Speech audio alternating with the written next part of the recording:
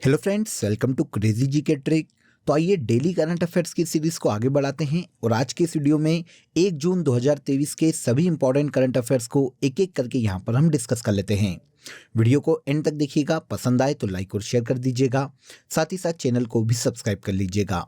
Last day के current affair में मैंने आपसे एक क्वेश्चन ऑफ द डे पूछा था जो कि काफ़ी इंपॉर्टेंट था और हर एग्जाम में वो क्वेश्चन पूछा जाता है कि तीनों गोलमेज सम्मेलन में भाग लेने वाले 2 इंडियंस कौन थे। तो आप सभी ने बिल्कुल सही आंसर दिया है कमेंट बॉक्स में। एक थे भीमराव अंबेडकर और दूसरे हैं तेज बहादुर सप्रू। बिल्कुल सही आंसर था आप सभी का। इस सेशन में भी आखिरी में आपके लिए क्वेश्चन ऑफ द डे होने वाला है जो कि काफ़ी इंटरेस्टिंग है और आई थिंक आप सभी को पता भी होगा, लेकिन आपको उसका कमेंट फिर भी कमेंट बॉक्स में करना है। चलिए आइए आज की करंट अफेयर का सबसे पहला क्वेश्चन देख लेते हैं। हाल ही में सीनियर महिला राष्ट्रीय फुटबॉल चैंपियनशिप किसने जीती? इंपॉर्टेंट क्वेश्चन है। देखिए, सीनियर महिला राष्ट्रीय फुटबॉल चैंपियनशिप की बात करें, senior women's national football championship की अगर हम बात करें तो इसका खिताब देखिए हाल ही में तमिलनाडु ने अपने नाम किया है। अब तमिलनाडु को एंड में किसने हराया और आयोजन कहाँ किया गया था, ये भी क्वेश्चन काफ़ी इंपॉर्टेंट है। तो देखिए, इसका आयोजन हाल ही में पंजाब राज्य में किया गया था और पंजाब के अमृतसर के गुरु नानक स्टेडियम में इसका जो फाइनल है वो तमिलनाडु और हरियाणा की टीम के मध्य में खेला गया था, जिसमें तमिलनाडु ने हरियाणा की टीम को हराकर 27वीं सीनियर महिला राष्ट्रीय फुटबॉल चैंपियनशिप का खिताब अपने नाम कर लिया है। तो देखिए, 2 फैक्ट आपको पता चले, एक विनर कौन तो तमिलनाडु और रनर अप कौन रहा तो रनर अप रही है हरियाणा की महिला फुटबॉल टीम।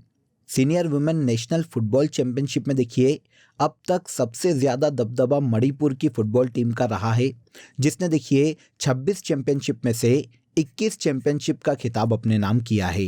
पिछले बार के देखिए तीनों संस्करण, तीनों जो सीजन थे वो मणिपुर की ही महिला फुटबॉल टीम ने अपने नाम किए हैं। तो इस टूर्नामेंट में सबसे सफल टीम की अगर हम बात करेंगे तो ये कौन सी हो जाती है? ये मणिपुर की महिला फुटबॉल टीम हो जाती है। आगे आइए, अखिल भारतीय फुटबॉल महासंघ के द्वारा ही senior women's national football championship का आयोजन देखिए किया जाता है। इस संस्था की बात करें, अखिल भारतीय फुटबॉल महासंघ की बात करें तो ये भारत में देखिए फुटबॉल खेलों का आयोजन करवाने वाला सर्वोच्च निकाय है, जिसकी स्थापना 23 जून 1937 में की गई थी और इसका मुख्यालय वर्तमान में नई दिल्ली में स्थित है। इसके अध्यक्ष के पद पर कल्याण चौबे हैं और महासचिव के पद पर शाहजी प्रभाकरण हैं। दिल्ली की द्वारिका में इसका मुख्यालय स्थित है। इसके द्वारा हाल ही में आयोजित senior women's national football championship का खिताब तमिलनाडु की टीम ने अपने नाम किया है। नेक्स्ट देखिए, हाल ही में जारी की गई फीफा रैंकिंग में भारत की रैंक क्या है? तो फीफा के बारे में आप सभी जानते हैं कि ये पूरे वर्ल्ड में फुटबॉल खेलों का आयोजन करवाने वाली सबसे बड़ी संस्था है। ये हर मंथ देखिए रैंकिंग जारी करती है प्रदर्शन के आधार पर। फीफा के द्वारा हाल ही में जून माह के लिए रैंकिंग तैयार की गई है, जारी की गई है, जिसमें इंडिया की रैंकिंग देखिए 100वीं है। लास्ट बार देखिए इसकी जो रैंकिंग है वो अप्रैल माह के लिए जारी की गई थी, जिसमें भारत की रैंक 101 थी और अब जून माह के लिए जारी की गई फीफा रैंकिंग में भारत की रैंक 100 है। देखिए, ऐसा पहली बार हुआ है कि इंडिया की फुटबॉल टीम टॉप 100 रैंकिंग में शामिल हुई है। अब जून माह के लिए फीफा की इस रैंकिंग में पहले नंबर पर अर्जेंटीना की फुटबॉल टीम को रखा गया है, सेकेंड पर फ्रांस की फुटबॉल टीम है और तीसरे नंबर पर ब्राज़ील का स्थान आता है। यहाँ पर इंडिया की रैंक इंपॉर्टेंट हो जाती है। जून माह के लिए फीफा की रैंकिंग में इंडिया की रैंक 100 दी गई है। अब देखिए, फीफा की अभी हमने बात की, इस संस्था की स्थापना 1904 में की गई थी और इसका मुख्यालय स्विट्जरलैंड के ज्यूरिक में स्थित है। जियानी इन्फेंटिनो वर्तमान में फीफा के अध्यक्ष के पद पर हैं। जून माह की फीफा की रैंकिंग में भारत की फुटबॉल टीम को 100वां स्थान प्रदान किया गया है। जगन्ना अम्मा वोडी योजना किस राज्य से संबंधित है? जगन्ना अम्मा वोडी योजना का संबंध आंध्र प्रदेश राज्य से है। हाल ही में आंध्र प्रदेश के मुख्यमंत्री YS जगनमोहन रेड्डी ने जगन्ना अम्मा वोडी योजना के चौथे चरण की शुरुआत की है। अब आपके दिमाग में आएगा कि सर अगर ये चौथा चरण है तो पहला चरण कब शुरू हुआ था? इसके पहले चरण की शुरुआत देखिए 2019 में की गई थी।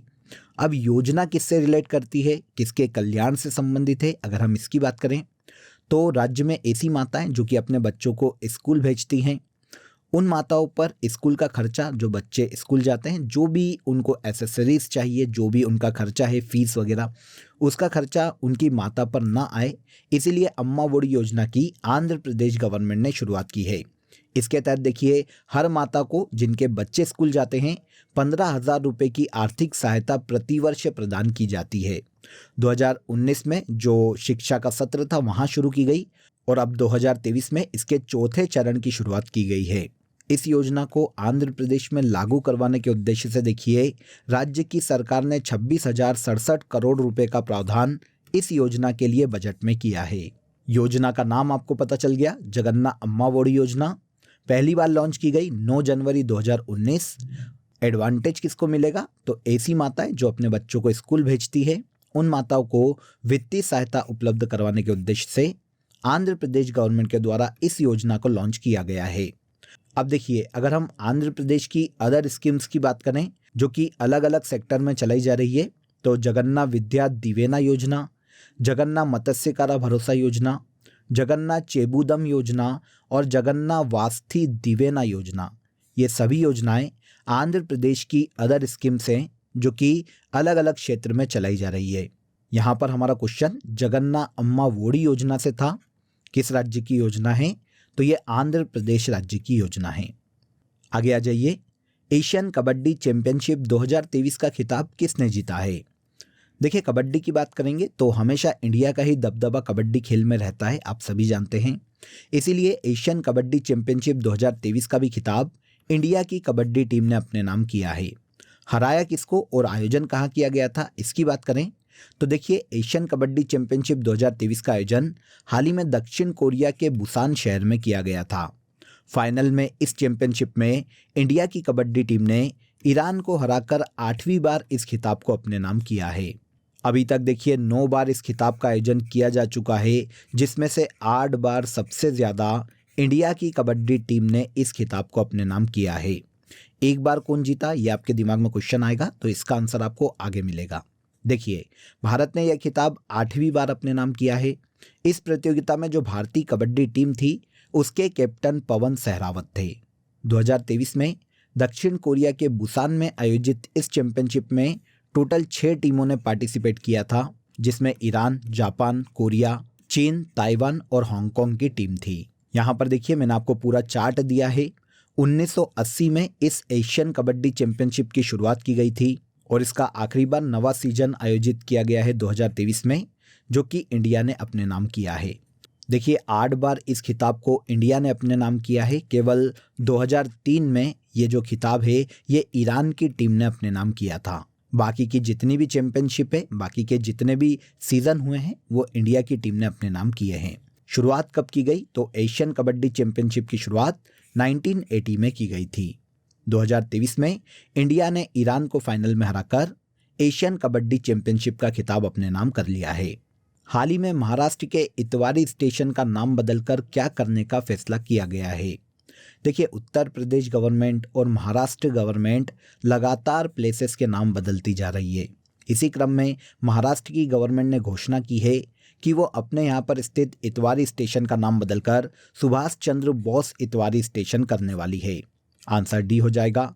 ये जो रेलवे स्टेशन है महाराष्ट्र के नागपुर जिले में स्थित है, जिसे इतवारी रेलवे स्टेशन के नाम से अभी तक जाना जाता था। अब इसका नाम किया जाएगा नेताजी सुभाष चंद्र बोस इतवारी स्टेशन। इसके अलावा भी महाराष्ट्र में कुछ और प्लेसेस के नाम हाल ही में बदले गए हैं, जैसे वर्सोवा बांद्रा सी लिंक, इसका नाम वीर सावरकर सेतु किया गया है।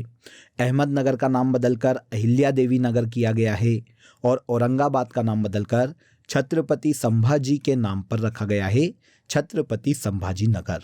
तो ये अदर प्लेसेस हैं जिनके नाम हाल ही में महाराष्ट्र गवर्नमेंट ने बदले हैं। वैसे लास्ट सेशन में मैंने आपको बदले गए नामों के बारे में बताया भी था। नेक्स्ट क्वेश्चन पर आइए, हुल क्रांति दिवस कब मनाया जाता है? पहले आंसर ले लेते हैं, फिर बात करेंगे इस क्रांति की। हुल क्रांति दिवस पूरे भारत में देखिए 30 जून को मनाया जाता है। अब ये एक आदिवासी गौरव दिवस है, ये याद रखिएगा, क्योंकि इतिहास में आदिवासी समुदाय के योद्धाओं ने अंग्रेजों के खिलाफ लड़ाई लड़ने में अपने प्राणों का बलिदान दिया था। तो उनकी शौर्य गाथा या बलिदान के रूप में हर साल 30 जून को पूरे भारत में हुल क्रांति दिवस के रूप में मनाया जाता है। आप सभी जानते होंगे, अगर आपने इतिहास पढ़ा होगा तो एक विद्रोह हुआ था जिसका नाम है संथाल विद्रोह। सामान्यतः उसी की याद में हुल क्रांति दिवस को मनाया जाता है, क्योंकि संथाल विद्रोह जो कि 1855 में इतिहास में हुआ था, इस संघर्ष में जो कि आदिवासी और अंग्रेजों के मध्य में हुआ था, लगभग 20,000 आदिवासियों की मृत्यु हुई थी। हुल विद्रोह का संथाली भाषा में अर्थ क्रांति से होता है। सामान्यतः इस विद्रोह की जो पृष्ठभूमि है वो झारखंड रही है, या फिर यूँ कहा जाए कि छोटा नागपुर का पठार रही है। यहाँ पर देखिए 1855 में दो आदिवासी भाइयों सिद्धू और कान्हू और चांद भैरव के नेतृत्व में झारखंड के साहिबगंज में लगभग 50,000 आदिवासियों ने अंग्रेजों के खिलाफ विद्रोह कर दिया था। अंग्रेजों ने उस वक्त महाजनी प्रथा और बंदोबस्ती नीति को अपनाया था, जिसका आदिवासी समुदाय काफ़ी विरोध कर रहे थे। तो अंग्रेजों और आदिवासियों के मध्य के इसी विद्रोह को हुल विद्रोह या संथाल विद्रोह के नाम से जाना जाता है। इसमें नेतृत्वकर्ता काफ़ी आपको याद रखना चाहिए, सिद्धू कान्हू और चांद भैरव, ये इस युद्ध के या विद्रोह के नेतृत्वकर्ता थे। इन्होंने देखिए अंग्रेजों के खिलाफ जंग का ऐलान किया था और अंग्रेजों के खिलाफ काफ़ी वीरतापूर्वक लड़ते हुए इन्होंने अपने प्राण गंवाए थे। तो इन्हीं जनजाति गौरव को याद करने के उपलक्ष्य में हर साल 30 जून को पूरे भारत में हुल क्रांति दिवस के रूप में मनाया जाता है। इसके बाद आइए, कौन सा राज्य वन टेप वन ट्री अभियान लॉन्च करेगा? तो देखिए वन टेप वन ट्री अभियान 1 जुलाई से उत्तर प्रदेश सरकार के द्वारा लॉन्च किया जाने वाला है। आंसर सी हो जाएगा। अब अभियान किससे रिलेट करता है? तो देखिए आपको नाम से समझ में आएगा कि ग्रामीण क्षेत्रों में पीने योग्य नल के पानी की उपलब्धता सुनिश्चित करने के लिए और साथ ही साथ हरित आवरण भी राज्य में बना रहे, उसका लगातार विस्तार होता रहे, इस उद्देश्य से उत्तर प्रदेश में इस योजना को लॉन्च किया गया है 1 जुलाई को। वन टेप वन ट्री योजना के तहत देखिए राज्य के ग्रामीण क्षेत्रों में प्रत्येक नए नल कनेक्शन के साथ निःशुल्क पौधे भी वितरित किए जाएंगे। यह अभियान देखिए राज्य में नमामि गंगे कार्यक्रम और ग्रामीण जल आपूर्ति विभाग के द्वारा संयुक्त रूप से शुरू किया गया है। तो वन टेप वन ट्री योजना यह कार्यक्रम उत्तर प्रदेश सरकार के द्वारा 1 जुलाई 2023 में हाल ही में लॉन्च किया गया है। ओके, नेक्स्ट क्वेश्चन पर आइए। हाल ही में तमिलनाडु के नए चीफ सेक्रेटरी कौन नियुक्त किए गए हैं? हाल ही में तमिलनाडु के नए चीफ सेक्रेटरी शिवदास मीणा को नियुक्त किया गया है, जो कि देखिए भारत के एक वरिष्ठ IAS अधिकारी है। शिवदास मीणा के पहले वी इराई अम्बू तमिलनाडु के चीफ सेक्रेटरी थे। अब इनके स्थान पर शिवदास मीणा को तमिलनाडु का नया चीफ सेक्रेटरी नियुक्त किया गया है। ये तमिलनाडु में 1989 बैच के IAS अधिकारी हैं। इससे पहले ये तमिलनाडु में सरकारी निगम प्रशासन और जलापूर्ति विभाग में अतिरिक्त मुख्य सचिव के पद पर थे और अब इन्हें तमिलनाडु का मुख्य सचिव नियुक्त किया गया है। हाल ही में देखिए 2 अदर स्टेट में भी चीफ सेक्रेटरी की नियुक्ति की गई है, जो कि लास्ट कुछ सेशंस में हमने डिस्कस की थी। जैसे वी वेणु केरल राज्य के नए चीफ सेक्रेटरी बनाए गए थे और अनुराग वर्मा पंजाब राज्य के नए चीफ सेक्रेटरी बनाए गए हैं। तो इन दोनों को भी याद रखिएगा और शिवदास मीणा को भी याद रखिएगा। शिवदास मीणा तमिलनाडु के नए चीफ सेक्रेटरी बनाए गए हैं। संयुक्त राष्ट्र विकास कार्यक्रम मतलब UNDP के नए उप प्रमुख को नियुक्त किए गए हैं।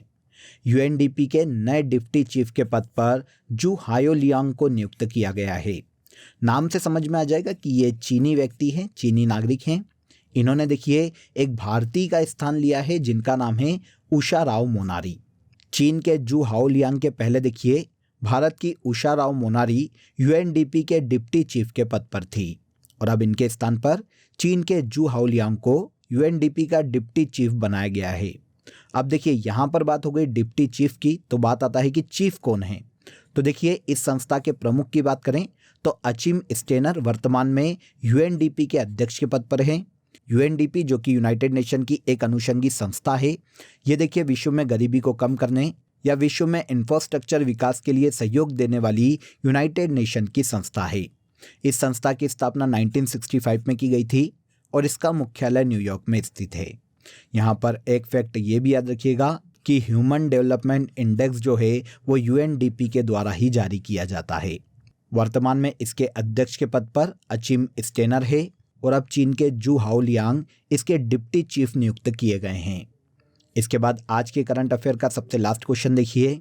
ग्रीन हाइड्रोजन पर अंतर्राष्ट्रीय सम्मेलन का आयोजन कहाँ किया जाएगा? देखिए, ग्रीन हाइड्रोजन पर इंटरनेशनल कॉन्फ्रेंस का आयोजन इसी मंथ नई दिल्ली में किया जाने वाला है। नई दिल्ली में देखिए 5 से 7 जुलाई 2023 तक ग्रीन हाइड्रोजन पर इंटरनेशनल कॉन्फ्रेंस का आयोजन किया जाएगा। अब अगर हम इस कॉन्फ्रेंस के उद्देश्य की बात करें कि इस कॉन्फ्रेंस को आयोजित किए जाने का उद्देश्य क्या है, तो संपूर्ण हरित हाइड्रोजन मूल्य श्रृंखला में हालिया प्रगति और उभरती हुई टेक्नोलॉजी पर चर्चा करने के लिए विश्व के सभी वैज्ञानिक और औद्योगिक समुदाय को एक साथ लाना इस कॉन्फ्रेंस को आयोजित करवाए जाने का मुख्य उद्देश्य है। इस कॉन्फ्रेंस में देखिए इस बात पर विचार किया जाएगा कि हम हरित हाइड्रोजन इकोसिस्टम को कैसे स्थापित कर सकते हैं। इस उद्देश्य से ग्रीन हाइड्रोजन पर इंटरनेशनल कॉन्फ्रेंस का आयोजन जुलाई 2023 में दिल्ली में किया जाने वाला है। ओके, तो यहाँ पर देखिए हमने लास्ट सेशन के सभी करंट अफेयर्स को एक एक करके डिस्कस कर लिया। अब आ जाइए आज की फैक्ट शीट में हम साइंस की ब्रांचेस के बारे में डिस्कस कर लेते हैं कि कौन सी ब्रांच किससे संबंधित है। तो देखिए, एनाटॉमी की बात करें तो यह जीव विज्ञान की वह शाखा है जो कि शरीर की आंतरिक संरचना से संबंधित है। एंथ्रोपोलॉजी की बात करें तो यह विज्ञान की वह शाखा है जिसमें मानव के विकास, रीति रिवाज, हिस्ट्री या इतिहास, उनकी परंपराओं से संबंधित विषयों पर अध्ययन किया जाता है। एस्ट्रोलॉजी की बात करें तो यह विज्ञान मानव के जीवन पर विभिन्न नक्षत्रों के प्रभाव का अध्ययन करता है। मतलब ज्योतिष शास्त्र जो आपने सुना होगा, ये एस्ट्रोलॉजी है। एस्ट्रोनॉमी की बात करें तो ये खगोलीय पिंडों का अध्ययन है। इसके बाद कॉस्मोलॉजी की अगर हम बात करें तो यह समस्त ब्रह्मांड का अध्ययन करने वाली विज्ञान की शाखा है। इकोलॉजी वनस्पतियों तथा प्राणियों के पर्यावरण या प्रकृति से संबंध के अध्ययन को दर्शाता है। जियोलॉजी की बात करें, भूगर्भ विज्ञान ही जियोलॉजी कहलाता है। हॉर्टिकल्चर की बात करें तो फल फूल साग सब्जी उगाने, बाग लगाने, पुष्प उत्पादन का अध्ययन करने वाली यह विज्ञान की महत्वपूर्ण शाखा है जिसे हॉर्टिकल्चर के नाम से जाना जाता है। आगे आइए, न्यूरोलॉजी मानव शरीर में नाड़ी तंत्र से संबंधित है, उसके अध्ययन से संबंधित है। लास्ट में ओडोंटोग्राफी की बात करें तो दांतों का अध्ययन साइंस की ओडोंटोग्राफी शाखा कहलाती है। ओके, तो यहाँ पर देखिए हमने साइंस की ब्रांचेस के बारे में जाना। अब आ जाइए लास्ट डे के सेशन में जो हमने करंट अफेयर्स डिस्कस किए थे उनको एक बार हम यहाँ पर रिवाइज कर लेते हैं। पहला देखिए, क्यूएस वर्ल्ड यूनिवर्सिटी रैंकिंग 2024 में प्रथम स्थान पर यूएसए की university Massachusetts institute of technology को रखा गया है। हाल ही में किस राज्य की अमरोहा ढोलक को जीआई टैग प्रदान किया गया? तो अमरोहा ढोलक उत्तर प्रदेश राज्य की ढोलक है जिसे हाल ही में जीआई टैग प्रदान किया गया है। हाल ही में किस भारतीय महिला क्रिकेटर को एमसीसी की विश्व क्रिकेट कमेटी में शामिल किया गया है? तो ये भारतीय पूर्व महिला क्रिकेटर झूलन गोस्वामी है। दिल्ली में स्थित औरंगजेब लेन का नाम बदलकर डॉक्टर एपीजे अब्दुल कलाम लेन रख दिया गया है। सीबीआई का स्पेशल डायरेक्टर हाल ही में अजय भटनागर को बनाया गया है। इसको करेक्ट कर लीजिएगा, कल के सेशन में शायद मैंने आपको अजय भार्गव बता दिया था गलती से, तो उसको करेक्ट कर लीजिएगा, ये अजय भटनागर हैं। आगे देखिए, विश्व आर्थिक मंच द्वारा जारी एनर्जी ट्रांजिशन इंडेक्स में भारत की रैंक 67 है। भारत की पहली हाइड्रोजन से चलने वाली ट्रेन भारत के हरियाणा राज्य में चलाई जाएगी।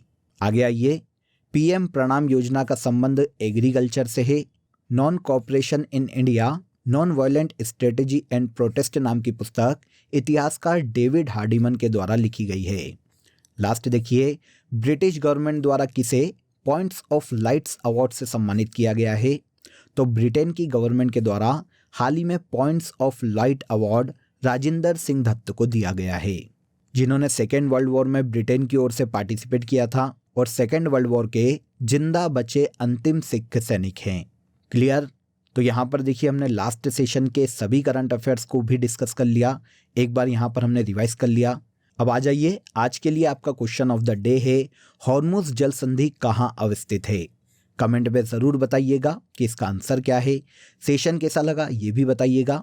सेशन पसंद आया हो तो अगेन मैं आपको इन्फॉर्म कर देता हूं कि वीडियो को लाइक और शेयर कर दीजिएगा। साथ ही साथ अगर आपको पीडीएफ डाउनलोड करना है तो क्रेजी जीके ट्रिक के टेलीग्राम पर और क्रेजी जीके ट्रिक के एप्लीकेशन पर इसकी पीडीएफ आपको फ्री ऑफ कॉस्ट अवेलेबल है। कल के सेशन में फिर मुलाकात करेंगे, तब तक अपना ख्याल रखिए। जय हिंद, जय भारत।